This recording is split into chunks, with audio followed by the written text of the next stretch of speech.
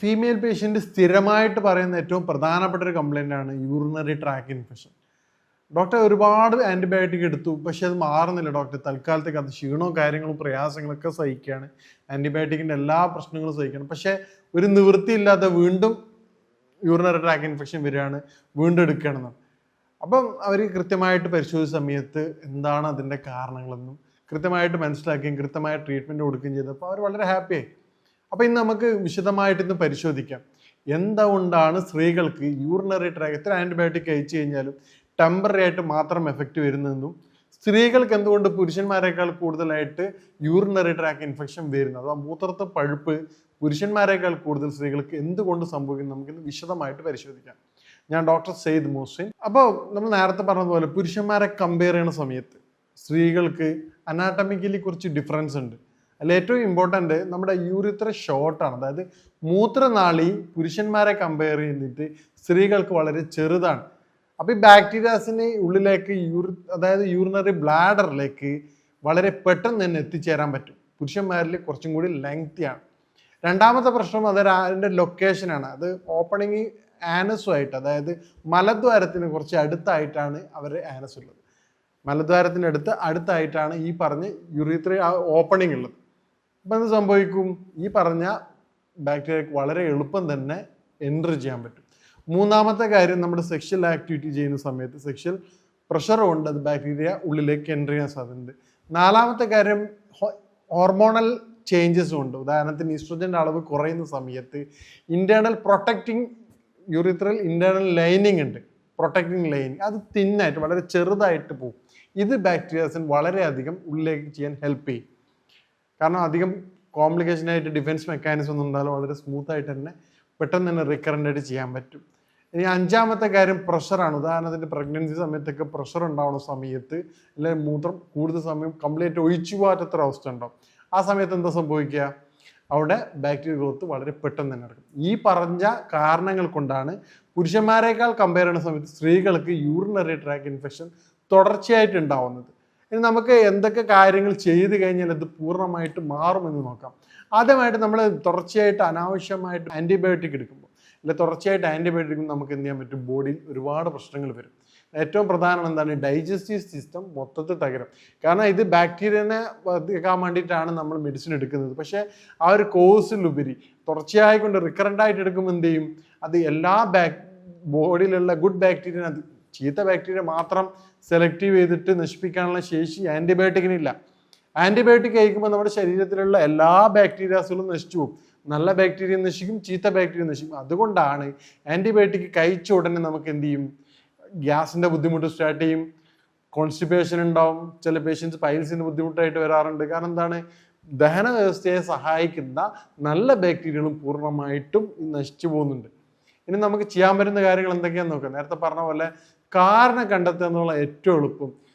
നിർബന്ധമായിട്ട് സ്ത്രീകൾ എന്ത് ചെയ്യണം, മൂത്രം യാതൊരു കാരണവശാലും ഹോൾഡ് ചെയ്ത് വെക്കരുത്. കാരണം ചില സ്ത്രീകൾ പറയാറുണ്ട് യാത്ര ചെയ്യുമ്പോൾ മൂത്രം ഒഴിക്കാൻ സമ്മതിക്കില്ല, അവർ പറയും ഈ വൃത്തി ഉണ്ടാവില്ല ഡോക്ടർ, ഹൈജീൻ. അപ്പം അവർക്ക് ഇന്നിപ്പം പല ഓൺലൈനായിട്ടും പല രൂപത്തിൽ, ഇപ്പോൾ ട്രെയിനിലൊക്കെ യാത്ര ചെയ്യുന്നതാണെങ്കിൽ നമുക്ക് യൂറോപ്യൻ ക്ലോസറ്റിന് ഒരു കവറിങ് ആയിട്ട് ഇടുന്ന ഒരു ഡിസ്പോസിബിൾ ഒരു ലെയറൊക്കെ കിട്ടും, അവൈലബിൾ ആണ്.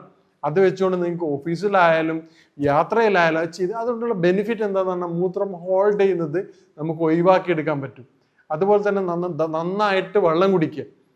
പിന്നെ സെക്ഷൽ ഇൻ്റർകോഴ്സിന് ശേഷം നിർബന്ധമായിട്ട് മൂത്രം ഒഴിക്കുക. അപ്പം ഈ പറഞ്ഞ കാര്യങ്ങൾ നിർബന്ധമായിട്ട് നിങ്ങൾ ശ്രദ്ധിക്കുകയാണെങ്കിൽ തുടർച്ചയായിക്കൊണ്ടുള്ള യൂറിനറി ട്രാക്ക് ഇൻഫെക്ഷൻ നിങ്ങൾക്ക് ഒരുവിധം പ്രതിരോധിക്കാൻ പറ്റും. നാലാമത്തെ ഏറ്റവും പ്രധാനപ്പെട്ട കാരണം, സ്ത്രീകൾ മൈൻഡ് ചെയ്യാത്ത അല്ലെങ്കിൽ കൂടുതൽ അവെയർ അല്ലാത്ത ഏറ്റവും വലിയ പ്രശ്ന കാരണമാണ് വൈറ്റ് ഡിസ്ചാർജ്. വൈറ്റ് ഡിസ്ചാർജ് ഉള്ളവർക്ക് യൂറിനറി ട്രാക്ക് ഇൻഫെക്ഷൻ വളരെ സിവിയർ ആയിരിക്കും. ഇനി യൂറിനറി ട്രാക്ക് ഇൻഫെക്ഷൻ നമുക്ക് അറിയാൻ പറ്റും, അതിൻ്റെ സൈൻ സിംറ്റംസ് എന്താണ്, സിവിയർ ആയിട്ടുള്ള പെയിൻ ഉണ്ടാവും, പനി ഉണ്ടാവും, അതോടൊപ്പം തന്നെ ശക്തമായിട്ടുള്ള പിന്നെ യൂറിൻ കൃത്യമായിട്ട് പോകാത്ത അവസ്ഥ, ബാത്റൂമിൽ തുടർച്ചയായിട്ട് പോകേണ്ട ഒരു അവസ്ഥ വരും, പക്ഷെ ഡ്രോപ്പായിട്ട് മാത്രം പോകേണ്ട ഒരവസ്ഥ.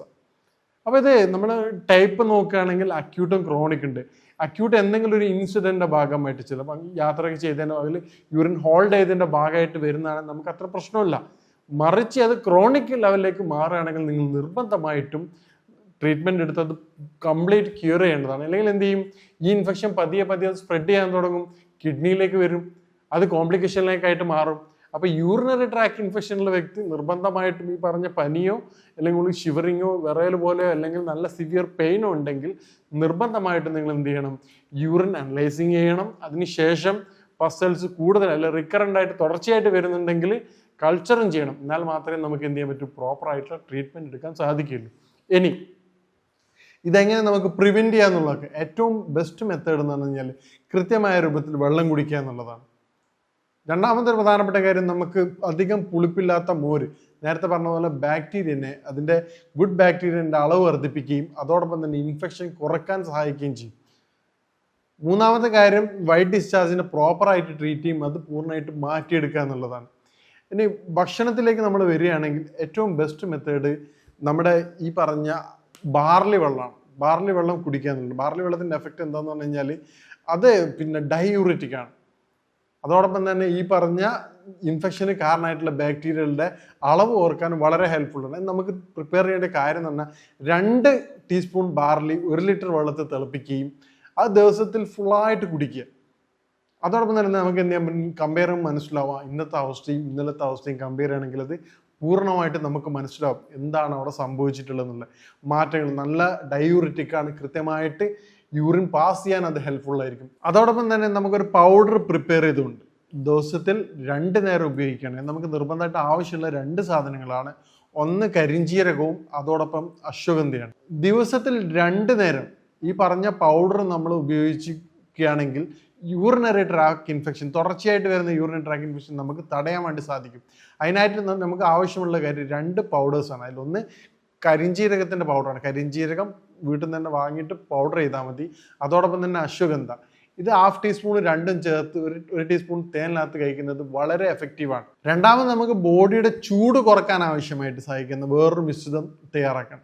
ഇത് 1 ടീസ്പൂണ് പിന്നെ 1 ലിറ്റർ വെള്ളത്തിൽ തിളപ്പിച്ചിട്ട് 2 നേരം അല്ലെങ്കിൽ 1 ലിറ്റർ വെള്ളം 3-4 പ്രാവശ്യമായിട്ട് കുടിക്കേണ്ടതാണ്.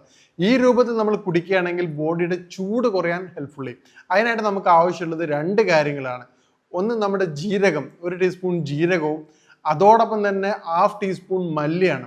മല്ലി പൗഡർ അല്ല, ആ മല്ലി രണ്ടും കൂടി പൗഡർ ആക്കിയതിന് ശേഷം അല്ല ഡയറക്റ്റ് വെള്ളത്തിലിട്ട് തിളപ്പിച്ച് കഴിഞ്ഞാൽ ഈ വെള്ളം നിങ്ങൾ എന്ത് ചെയ്യുക, 1 ലിറ്റർ വെള്ളത്തിൽ തിളപ്പിച്ചിട്ട് 1/2 ലിറ്റർ ആയിട്ട് മാറുകയും അതോടൊപ്പം തന്നെ അത് 2-3 പ്രാവശ്യമായിട്ട് ഡെയിലി കുടിക്കുക. നമ്മുടെ ബോഡിയുടെ ചൂട് കുറയും. ബോഡിയുടെ ചൂട് കുറയുന്നത് എന്ത് ചെയ്യും, സ്വാഭാവികമായിട്ടും യൂറിനറി ട്രാക്ക് ഇൻഫെക്ഷൻ വളരെ എഫക്റ്റീവാണ്. രണ്ടാമത്തെ പ്രധാനപ്പെട്ട നമുക്ക് ചെയ്യാൻ പറ്റുന്ന ഒരു കാര്യം എന്ന് പറഞ്ഞു കഴിഞ്ഞാൽ കെഗൽസ് എക്സസൈസ് ആണ്. കാരണം യൂറിനറി ട്രാക്കിനും അതുപോലെ അവിടെയുള്ള മസിൽസിനും പവർ കൊടുക്കുന്നതിന് വേണ്ടിയിട്ട് നമുക്ക് കെഗൽസ് എക്സസൈസ് ഡെയിലി ചെയ്യുന്നത് വളരെ ഹെൽപ്ഫുള്ളാണ്. പിന്നീട് ചെയ്യാൻ പറ്റുന്ന തന്നെ ചില ഹോട്ട് മസാജ്, അതായത് ലൈറ്റ് ആയിക്കൊണ്ട് ഇളം ചൂടുള്ള ഒലീവ് ഓയിൽ ആ ഭാഗങ്ങളിൽ മസാജ് ചെയ്യുന്നത് അവിടുത്തെ മസിൽസിന് സ്ട്രെങ്ത് കിട്ടാൻ സഹായിക്കും. ഈ രൂപത്തിൽ നിങ്ങൾ ശ്രദ്ധിക്കുകയാണെങ്കിൽ 2 തരത്തിലാണ്. ഒന്ന് ഇന്റേണൽ മെഡിസിൻ കഴിച്ചുകൊണ്ടും പിന്നെ ശരീരത്തിൻ്റെ ചൂട് നിയന്ത്രിച്ചുകൊണ്ടും മൂന്നാമത്തേതായിട്ട് ആ മസിൽസിന് പവർ കൊടുത്തുകൊണ്ടും ഈ 3 തരത്തിൽ നിങ്ങൾ സപ്പോർട്ട് ചെയ്യുകയാണെങ്കിൽ നമുക്ക് എന്ത് ചെയ്യാൻ പറ്റും, യൂറിനറി ട്രാക്ക് ഇൻഫെക്ഷൻ, തുടർച്ചയായി കൊണ്ടുള്ള യൂറിനറി ട്രാക്ക് ഇൻഫെക്ഷൻ പൂർണ്ണമായിട്ടും മാറ്റിയെടുക്കാൻ പറ്റും. പിന്നെ പ്രത്യേകം ശ്രദ്ധിക്കേണ്ടത് കാര്യം, അക്യൂട്ട് അല്ലാത്ത കേസുകൾ, നമ്മുടെ അക്യൂട്ടും ക്രോണിക് ആയിക്കൊണ്ട്, അക്യൂട്ട് എന്ന് പറയുന്നത് ഒരു വളരെ അപൂർവമായിട്ട് പെട്ടെന്ന് മാറുന്ന ഒരു ടൈപ്പാണ് അക്യൂട്ടായിട്ട് നമ്മൾ കൺസിഡർ ചെയ്യാറുള്ളത്. ക്രോണിക് എന്ന് പറഞ്ഞു കഴിഞ്ഞാൽ അത് 2-3 മാസം തുടർച്ചയായി കൊണ്ടുണ്ടാവുന്ന റിക്കറൻ്റ് ആയിട്ട് ഉണ്ടായിക്കൊണ്ടിരിക്കുന്ന ഡിസീസിന് നമ്മൾ ക്രോണിക് ഡിസീസായിട്ട് കൺസിഡർ ചെയ്യാം. ക്രോണിക് ആയിട്ട് നിങ്ങൾക്ക് യൂറിനറി ട്രാക്ക് ഇൻഫെക്ഷൻ ഉണ്ടെങ്കിൽ നിങ്ങൾ നിർബന്ധമായിട്ടും ഒരു വൈദ്യസഹായം തേടേണ്ടതാണ്. കാരണം ഡോക്ടറെ അടുത്ത് പോയിട്ട് ക്ലിയർ ആയിക്കൊണ്ട് എന്തൊക്കെയാണ് കംപ്ലീറ്റ് എക്സാമിനേഷൻ എല്ലാ കാര്യങ്ങളും സംസാരിച്ച് ക്ലിയർ ചെയ്തിട്ടുണ്ട്, ലാബ് റിപ്പോർട്ടോ കാര്യങ്ങളൊക്കെ നോക്കിക്കൊണ്ട് നമുക്ക് അതിൻ്റെ യഥാർത്ഥ കാരണം വളരെ എളുപ്പം ഫൈൻഡ് ചെയ്യാൻ പറ്റും, അല്ലെ കാരണം റൂൾ ഔട്ട് ചെയ്യാൻ പറ്റും. കാരണം കണ്ടെത്തി കഴിഞ്ഞാൽ നമുക്ക് എന്ത് ചെയ്യാൻ പറ്റും, ട്രീറ്റ്മെൻറ്റ് വളരെ സിമ്പിളായിരിക്കും. നിങ്ങൾ ഇതൊക്കെ ചെയ്ത് കഴിഞ്ഞാലും വീണ്ടും ഈ ബുദ്ധിമുട്ട് വരുന്നുണ്ടെങ്കിൽ നിങ്ങൾ നിർബന്ധമായിട്ടും കൺസൾട്ട് ചെയ്യേണ്ടതാണ്. അതിന് ശേഷം പ്രോപ്പറായിട്ടുള്ള കാര്യങ്ങൾ കീപ്പ് ചെയ്യണമെങ്കിൽ നേരത്തെ പറഞ്ഞതുപോലെ പേഴ്സണൽ ഹൈജീനിക്കും കൃത്യമായ രൂപത്തിലുള്ള ഹൈഡ്രേഷനും അതോടൊപ്പം തന്നെ ഫുഡിൽ ക്രമീകരണങ്ങൾ വരുത്തുകയാണെങ്കിൽ നമുക്ക് ഈ ഒരു അസുഖം പൂർണ്ണമായിട്ടും നമുക്ക് മാറ്റിയെടുക്കാവുന്നതാണ്. ഇനി ഇതുമായിട്ട് ബന്ധപ്പെട്ട സംശയങ്ങൾക്കും കാര്യങ്ങൾക്കും നിങ്ങൾക്ക് ഈ നമ്പറിൽ ബന്ധപ്പെടാവുന്നതാണ്. ഇനി മറ്റൊരു ഹെൽത്ത് വിഷയവുമായിട്ട് കാണാം. നന്ദി.